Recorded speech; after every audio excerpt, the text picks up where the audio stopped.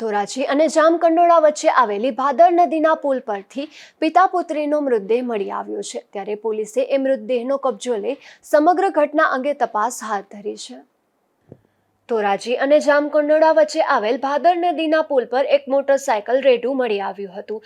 ત્યારે પુલ પાસેના ભાગમાં પિતા અને પુત્રીનો મૃતદેહ પણ પોલીસને મળી આવ્યો હતો। મૃતક પિતાની સાથે પુત્રીને કપડાથી બાંધેલ હોય તેવી હાલતમાં બંનેની લાશ મળી આવતા પોલીસ તંત્ર દ્વારા આ બંનેની લાશ બહાર કાઢી અને નજીકની સરકારી હોસ્પિટલ ખાતે પીએમ માટે ખસેડવામાં આવી હતી। આ ઘટનામાં મૃતક પિતાનું નામ ફૈઝલ ગફાર વીજળીવાળા અને તેની 6 વર્ષની પુત્રીનું નામ નામ ફાતિમા તેમજ જૂનાગઢના સુખનાગ ચોક વિસ્તારમાં રહેતા હોવાનું જાણવા મળે છે।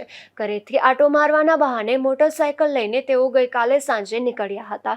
ત્યારબાદ આ ઘટના બની છે। ત્યારે પોલીસે આ કોઈ અકસ્માત, હત્યા કે આત્મહત્યા તે અંગેની તપાસ હાથ ધરી છે। વિમલ સોંદરવા, ગુજરાત ન્યૂઝ, ધોરાજી।